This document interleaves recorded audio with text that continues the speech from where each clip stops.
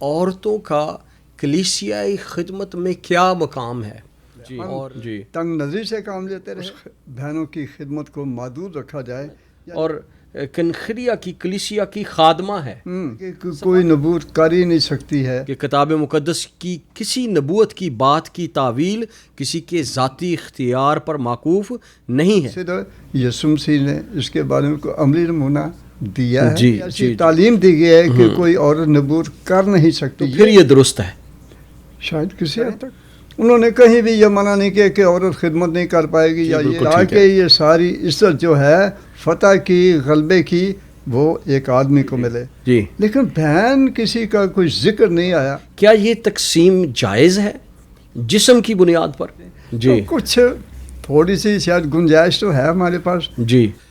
جی تو میں آپ کا ہوسٹ ہوں، پاسٹر بوئز گل میرا نام ہے، اور میں آج اس عنوان کے بارے میں بات کرنا چاہتا ہوں جو آج کل زبان زد عام ہے، اور نہ صرف بھائیوں کی جماعتوں میں بلکہ دوسری جماعتوں میں بھی اس پر بات ہو رہی ہے کہ عورتوں کا کلیسیائی خدمت میں کیا مقام ہے اور وہ کون کون سی خدمات سر انجام دے سکتی ہیں. اس سلسلے میں آج میں کینیڈا میں موجود ہوں، اور میری خوش قسمتی سمجھیں کہ میری ملاقات ہمارے بڑے پیارے بزرگ بھائی، خدا کے خادم، شعلہ بیاں خدا کے خادم، اور ایسے خدا کے خادم جو اس موضوع پر پہلے بھی تعلیم دے چکے ہیں، ہمارے ساتھ موجود ہیں. بزرگ بھائی مقبول گل جو پچھلے 62 سال سے خدا ان کی خدمات سر انجام دے رہے ہیں اور خدا ان کے کلام کو کھول کر بیان کرتے ہیں، بڑی وضاحت سے، کلیئرٹی ہوتی ہے ان کے میسج میں. وہ آج ہمارے ساتھ موجود ہیں، اور میں بتاتا چلوں کہ انہوں نے پاکستان بائبل کورسپونڈنس اسکول میں فیصل آباد میں 23 سال تک خدمت کی ہے. پی ایف ای ایس میں 1965 سے لے کر 1969 تک خدمت انچارج کے طور پر سر انجام دیتے رہے، اور پھر شیخو پورہ بائبل کالج جسے LBI کے نام سے بھی جانا جاتا ہے، اس میں 3 سال تک انہوں نے خدمت کی. 1970 سے 73 تک وہ وہاں پر پڑھاتے رہے. پھر 1993 میں انہوں نے فل ٹائم خدمت کا آغاز کیا اور بھائیوں کی جماعتوں میں خداوند کے کلام کی خدمت کرتے رہے. 1994 میں وہ بریدرن فیلوشپ اسمبلی آف پاکستان کے نیشنل کوآرڈینیٹر مقرر ہوئے، اور پھر 1996 میں فیصل آباد سے وہ لاہور شفٹ ہو گئے، اور یونان آباد میں بیتنیہ جو جماعت ہے، چرچ ہے، اس میں پاسبانی خدمات سر انجام دیتے رہے. انجام دی. BTC میں ڈائریکٹر کے طور پر بھائی مون سنگر کی وفات کے بعد انہیں یہ خدمت سونپی گئی جنہوں نے جو انہوں نے بخوبی سر انجام دی. 2009 سے انہوں نے BTC میں کے اندر بائبل اسکول شروع کیا، اور خدا ان کا شکر ہے کہ آج تک بائبل اسکول قائم ہے، اور اس کے وہ پرنسپل بھی رہے. بشارتی ٹیم کے ڈائریکٹر رہے، اور پاکستان میں، پورے پاکستان میں بشارتی ٹیم کے وسیلے سے خدا ان کی خدمات کو 2001 سے 2016 تک نبھاتے رہے. بہت سے ملکوں کے دورے کیے، بہت سے ملکوں میں جا کر خدا کے کلام کی منادی کی. بہت سی دوسری بردرن جماعتوں کے علاوہ دوسری جماعتوں نے انہیں اپنی کنونشنز، کانفرنسز، ورکشاپس اور بہت سے ایسے پروگرامز میں بلایا جن میں انہوں نے خدا ان کے کلام کی تعلیم دی، سکھایا، سیمنریز میں پڑھایا. اور میں خدا ان کی تعریف کرتا ہوں، شکریہ ادا کرتا ہوں کہ آج وہ ہمارے ساتھ ہے. 2016 سے وہ کینیڈا میں ہیں، اپنے بچوں کے ساتھ کینیڈا میں مستقل سکونت انہوں نے اختیار کی ہے، اور یہاں پر بھی وہ جو خدمت انہیں ملی ہے اس میں لگے ہوئے ہیں. آج وہ میرے ساتھ ہیں اور ہم مل کر ان کے ساتھ بات کریں گے. بزرگ بھائی Maqbool Gul. Uncle ji, thank you very much, آپ نے وقت نکالا ہے ہمارے ساتھ بات کرنے کے لیے. اور میں سمجھتا ہوں یہ جو ٹاپک ہے یہ نہ صرف میرے لیے ضروری ہے بلکہ وہ سب جو اس وقت ہمیں سن رہے ہیں ان کے لیے بھی یہ بہت ضروری ہے. اس سے پہلے کہ میں اپنے سوال کا آغاز کروں، I want to read it from 2 Peter. میں دوسرا پطرس اور اس کے پہلے باب کی 19ویں آیت میں سے کچھ آپ کے سامنے پڑھنا چاہتا ہوں. زیادہ امپورٹنٹ 20ویں آیت ہے لیکن 19ویں سے پڑھتے ہیں. اور ہمارے پاس نبیوں کا وہ کلام ہے جو زیادہ معتبر ٹھہرا، اور تم اچھا کرتے ہو جو یہ سمجھ کر اس پر غور کرتے ہو کہ وہ ایک چراغ ہے جو اندھیری جگہ میں روشنی بخشتا ہے. اور پھر 20ویں آیت میں لکھا ہے، اور پہلے یہ جان لو کہ کتاب مقدس کی کسی نبوت کی بات کی تعویل کسی کے ذاتی اختیار پر موقوف نہیں ہے، کیونکہ نبوت کی کوئی بات آدمی کی خواہش سے کبھی نہیں ہوئی، بلکہ آدمی روح القدس کی تحریک کے سبب سے خدا کی طرف سے بولتے ہیں. اس لیے یاد رکھیں، خدا کے خادم جب بولتے ہیں تو وہ خدا کی طرف سے بولتے ہیں. انکل جی، آج کل خاص طور پر پاکستان میں بھی، ہماری کلیسیوں میں اور دنیا کے دوسرے حصوں میں بھی یہ بات بڑی عام ہے اور زیر بحث ہے کہ عورتوں کا کلیسیائی خدمت میں کیا مقام ہے. اور اس میں آپ جانتے ہیں کہ پہلا کرنتھیوں اس کا ذکر کیا جاتا ہے، اور پھر پالوس رسول کا خط تیموتھیوس کے نام اس کا ذکر کیا جاتا ہے کہ عورتیں جو ہیں وہ کلیسیا کے مجمع میں خاموش رہیں. اس کے بارے میں آپ کی کیا رائے، آپ کا کیا خیال ہے؟ اس پر کچھ روشنی ڈالیں. Okay, thank you very much boss. اس سے پیش ہے کہ ہم اس عنوان کی طرف آئیں، موضوع پر بات چیت کریں. پہلے تو میں یہ کہنا چاہتا ہوں کہ مجھے بڑی خوشی ہوئی، دلی خوشی ہوئی ہے کہ آپ کو پھر سے بڑی دیر کے بعد دیکھا ہے. بیچ میں ملاقات ہوتی رہی کیجول سی، لیکن اس طور سے نہیں جیسے آج ہم بیٹھے ہیں، تاکہ ایک خاص موضوع پر ہم کچھ سیر حاصل گفتگو کر سکیں.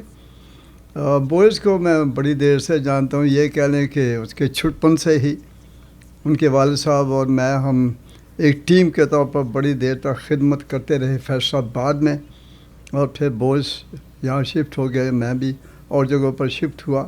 تو اس طرح سے آپس میں ہماری ملاقات کم رہی. لیکن آج خدا نے ممکن کیا کہ وہ کہاں سے آسٹریلیا سے یہاں آ جائیں اور میں یہاں کینیڈا میں. سو ایک حادثہ تو نہیں کہہ سکتے، لیکن ہم کہہ سکتے کہ خدا کا ایک پلان، اس کے منصوبے کے تحت ہم یہاں پر اکٹھے ہوئے ہیں. تو بس اس کے جو سوال آپ نے کیا اور جو بڑا موضوع جو ہے زیر بحث ہے اور رہا ہے، بلکہ رہے گا بھی شاید، اس پر غور کرنے کے لیے 2-3 باتیں ہم غور کرتے ہیں. ہماری جماعتوں میں، بردرن کلیسیوں میں تو خاص طور پہ اس پہ بڑی ہی ریسٹرکشنز ہیں. ایک بار سے ہم بڑے اس کے بارے میں بڑے ریزرو ہیں کہ اس بہنوں کی خدمت کو محدود رکھا جائے، یعنی کہ وہ بطور پاسٹر یا اور ایسی کلیسیائی نظام میں یا تبلیغی کام میں یا بشارت کے کام میں ایسے آگے حصہ نہ لیں. لیکن اگر سے دوسرے طریقے سے بہنوں کی خدمت تو ایکسیپٹ کی جاتی ہے، بلکہ جیسے سنڈے اسکول ہے، یوتھ پروگرام ہے، ان میں بہنوں کی خدمت کو سراہا جاتا ہے اور پھر بہنوں کے درمیان جو خدمت کی جاتی ہے. ہماری جماعتوں میں Sunday school is the very very strong institution. ہماری اپنی جماعتوں میں اس پہ بڑا زور دیا جاتا ہے، اور ہماری بہت سی بیٹیاں اور بہنیں اس میں کام کرتی، مشنری بہنیں بھی کام کرتی رہی ہیں. لیکن جہاں تک ہے کلیسیا کے اندر پاسبانی خدمت کا تعلق، اس میں ہم بڑے محدود سے رہے، اور کلام نے صاف بتایا اور ہم اسی کو لے کے ذرا اس پہ بڑے ریجر سے رہے. اور شاید موقع ہے کیونکہ بہت سی اور دیگر کلیسیوں میں اس پر بہت سی کچھ کشادگی سے کام لیا جاتا ہے. ہم تنگ نظری سے کام لیتے رہے، وہ شاید اوور کشادگی سے کام لے رہے ہیں. تو کلام کی روشنی میں اس کو دیکھنے کی اگر کوشش کی جائے، میں نہیں کہتا کہ جو کچھ میں کہنے کو وہ اوتھینٹک ہے، لیکن میری یہ اپنی رائے ہے یا میری سوچ ہے جس طریقے سے میں اس کو سوچتا ہوں. تو جب ہم دونوں عہدوں کا، یعنی عہد عتیق اور عہد جدید کے تعلق سے دیکھتے ہیں اس کو، پرانے عہد نامے میں یا اولڈ ٹیسٹمنٹ میں جب ہم اس کو دیکھتے ہیں تو بہنوں کی خدمت کہیں ہمیں نظر آتی ہے، بہت کم نظر آتی ہے. کم نظر آتی ہے. اگر نبوت کو لیں تو کتنے ایسے موقع تھے جب خدا نے خاص نام لے کر لوگوں کو چنا، جیسے یرمیہ کی بات کریں، موسیٰ کی بات کریں اور عموس کی بات کریں. لیکن کہیں کسی ایسی بہن کا خادمہ نبیہ کا ذکر نہیں آیا جہاں خدا نے اس کو کہا ہو کہ فلاں تو آ میں تجھے نبی مقرر کرتا ہوں یا نبیہ مقرر کرتا ہوں. تو ایسا ہوا نہیں ہے. اور وہاں پر نہ ہی کوئی ایسی تعلیم دی گئی ہے کہ کوئی عورت نبوت کر نہیں سکتی. یہ کہا نہیں گیا, روکا بھی نہیں گیا. ٹھیک ہے, جانتے ہیں کہ ہمیں ایسے ایگزامپلز ملتے ہیں جیسے موسیٰ کی بہن مریم.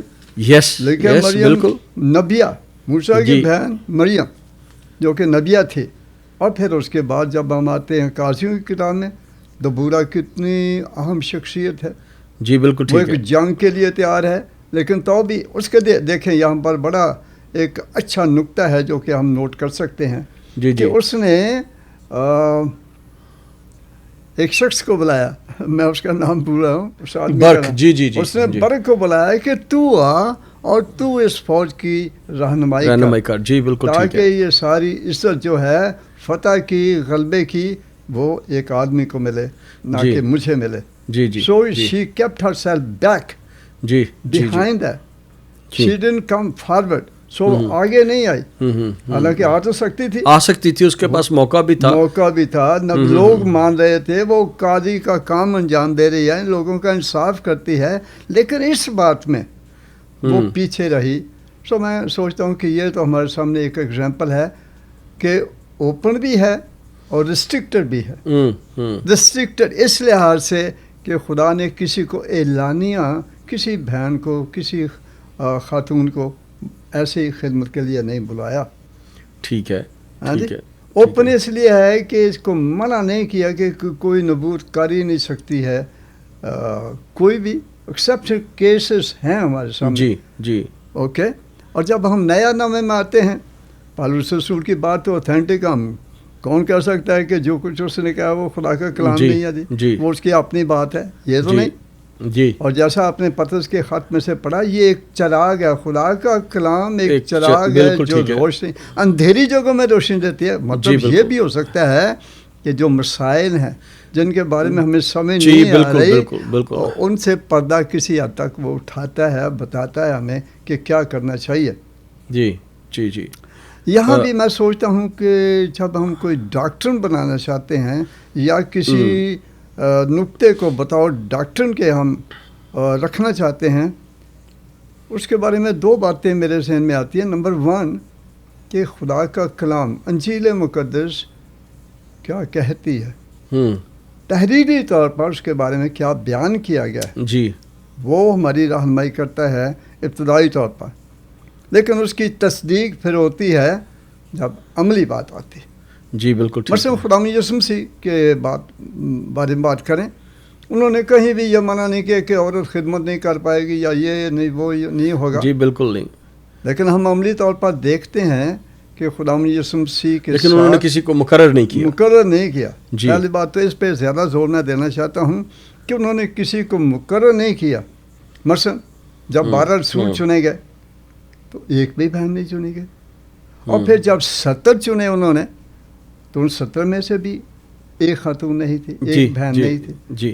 تو اس کا کیا مطلب؟ انکل جی, کیا اس میں ہم اس بات کو دیکھ سکتے ہیں کہ اس وقت کا جو کلچر تھا وہ, جیسے ابھی پاکستان میں مین ڈومینیٹڈ کلچر ہے, تو کہیں کیا اس کلچر کو سامنے رکھ کر کام تو نہیں کیے گئے, یا اس میں اس کی کوئی ایسی بات نہیں؟ پہلے تو ہمیں یہ سوچنا ہے کہ خدا کا کلام ایک کلچر تک محدود تھا, ایک زمانے تک محدود تھا, یا یہ کہ ایٹرنلی ہے, ٹھیک ہے, ہمیشہ کے لیے ہے, سب پشتوں کے لیے ہے, یا کہ صرف 1-2 پشتوں کے لیے تھا؟ سب پشتوں کے لیے ہے, اور یہ خود اپنے اندر ایک کلچر ہے. اندر کلچر ہے. تو اس کا مطلب پھر تو ہم کہہ سکتے ہیں کہ یہ کلچر کی بات تھی. تو کلام خدا تو جانتا تھا کہ کلچر تبدیل ہوتے رہیں گے, بدلتے رہیں گے. پھر یہ بات پالوس رسول کے وسیلے آدمی روح القدس کی قدرت کے سبب سے خدا کی طرف سے بولتے تھے. تو پالوس رسول کے بارے میں ہم یہی کہہ سکتے ہیں کہ وہ روح القدس کی تحریک سے بولتے. He spoke through the Holy Spirit from God. خدا کی طرف سے اس نے کلام کیا ہے, اور یہ خدا کا کلام ہے.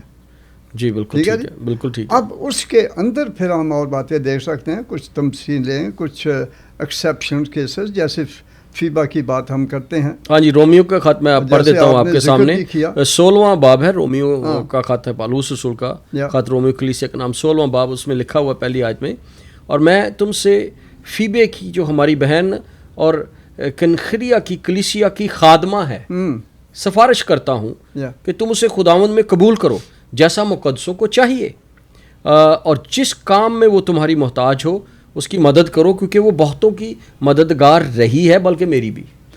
اگرچہ یہ کلیئر تو نہیں ہے، واضح تو نہیں ہے کہ وہ کس حیثیت سے خادمہ کہلاتی ہے. جی جی، کلیسیا کے اندر ہے کہ ممکن ہے وہ بہنوں میں خدمت کر رہی ہے، ان کی بیواؤں کی ہیلپ کر رہی ہے، جیسے وہ طبیتا کی بات ہم کرتے ہیں. جی جی بالکل ٹھیک ہے جی.